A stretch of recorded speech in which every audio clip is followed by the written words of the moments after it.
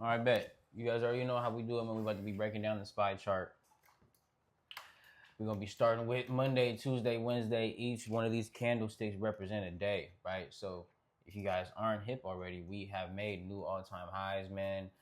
We are sitting at 771 with an all-time high of 777. Market and broke out of that box that we've been talking about.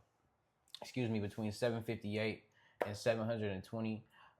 So now we're just seeing whether or not we stay above at this level, right? However long we hold above this level, right? I still would like to see a retest to that 758 where we broke out of. But now we're just seeing how we holding above, and when that happens, if that happens, and yeah. So we'll dissect the different days. But before we get started, man, you got anything you want to say about what we see right here? Nah, man. Let's break it down. Technical analysis. So boom. So we got Monday, man. So this first candlestick right here is Monday. So what happened Monday, right? We ended up closing at a record high, and the reason why we ended up getting this high came from the fact that President Trump called off planned strikes against Iran, sending oil prices lower, right? In the first session of August, right? So that was the first market session of August, Monday, August 3rd, right? And we ended up shooting up to the all-time highs. And historically, August, honestly, is known for being one of the worst months in the stock market leading into September. Right? You got August, that gives you a little bit of turmoil, and you get September, that definitely gives you the turmoil, right? So let's see what happens the rest of the month, right? But, we've been talking about the war every single week. We get up, we get down, we get up, we get down. Maybe there's something new you got to say about the war. Maybe not, man. But what you got to say? I like that you had said that August and September are usually down months, or like that nice consolidation. It's kind of funny that that's the opposite. And while we're in a war, you know what I'm saying? You get a lot of so far. We'll see what happens the rest of August, man. Just because we end up running up these first few days, that could easily be a reasoning as to get you guys to buy more and then squeeze you out and lead back to the downside, because you never want to buy at the highs. This tippy top right here. No good. Unless you already got your dollar cost averaging plan, no good, right? So as we talk about the levels, man, we talk about 758, man. We ended up getting up here. We ended up testing that on Monday, right?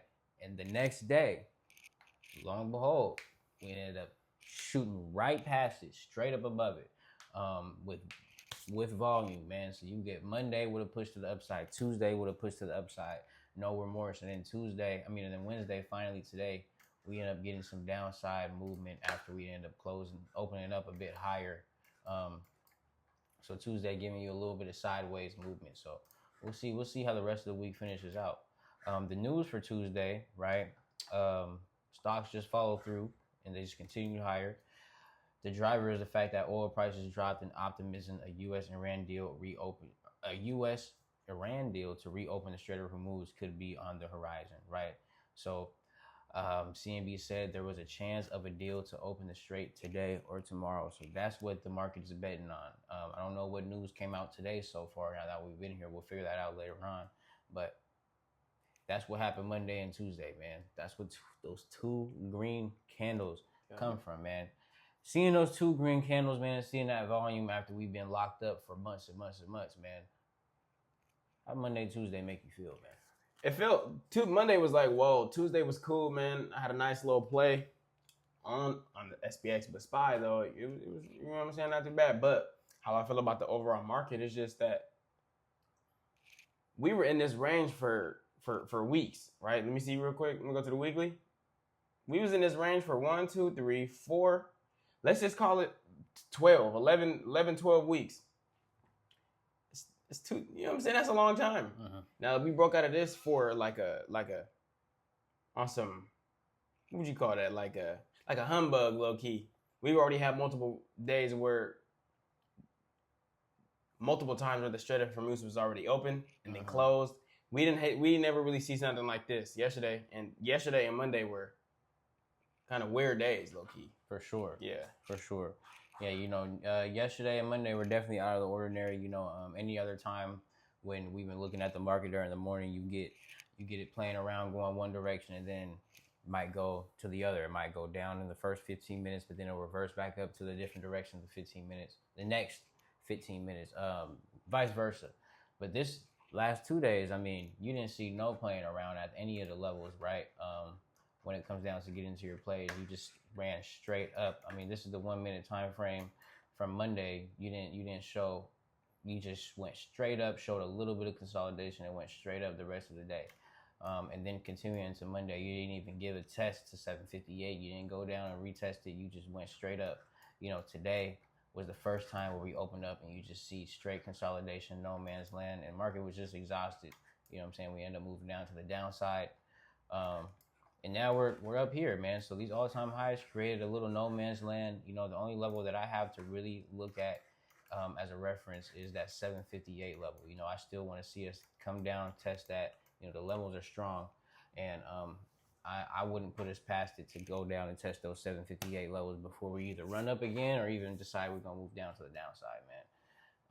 So that's Monday, Tuesday, Wednesday, man. You got anything you want to say in addition? Nah, I think 758 is definitely a key level. I do see. I wouldn't call it a rejection, but it's a key level ultimately. You know what I'm saying? It's a determiner on where price is gonna go after it comes down back to that level. Cause yeah, we can't keep running up. There got to be some sort of catalyst that happens either this week or next week. So we'll see what's up.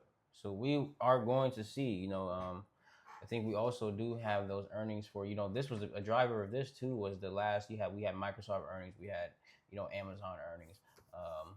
And they both did very well. I think even Google, no, that was this past week, Microsoft and Amazon.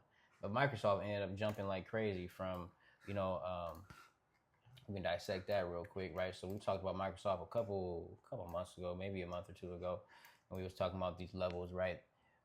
This year we ended up touching the same levels of April 2025. We didn't get quite to November 2023, but we was talking about how this was a great accumulation level, and this is how you can use these levels to kind of dictate where market and price could go next. Last time we ended up reaching this level in April 2025, we went all the way up to 551. And this time from 355 after they beat their earnings to 490, right? And that's just the power of being able to accumulate quality companies at quality low prices and waiting, right? You get a 40% gain in just a few days, right? All because you bought at the low and you were patient. That's how it goes, man. That is how it goes. So Microsoft killed their earnings. And for the people who are holding Microsoft, for the people who are holding VOO, the S&P 500, the top tech companies, I mean, Amazon went crazy. Microsoft went crazy. Before I move on to Amazon, you want to say anything about Microsoft? No. Just explains itself. 355 to 490, right? That's why getting to these companies is important, man. So Amazon from Thursday, July 30th to now, they had a high of 287 coming from the low of 233, right? So Amazon bounced off of 226 to get all the way to a high of 286, making new all-time highs. So shout out to the people holding Amazon as well. What is that percentage gain? That is a 26%, for 26% gain, right? So Amazon and Microsoft have honestly been the laggards when it comes down to the Tech 7. But that's why it's so important for you to find whatever's lagging behind, right? You don't necessarily make money in the stock market by being just right. You kind of make money in the stock market being right before anybody else is right. Before anybody else could see that, Meta hit this low, but I know that they're an $800 stock. You want to get into that so you can benefit from when it does hit 800. Same thing with Microsoft. When people are talking about Microsoft and it was down at this low and it's not moving and it was just being stagnant, sitting in a range, you're accumulating. You see that this is going to get a pop soon, and you got it. You know what I'm saying? AMD also had earnings, right? AMD is a competitor to NVIDIA.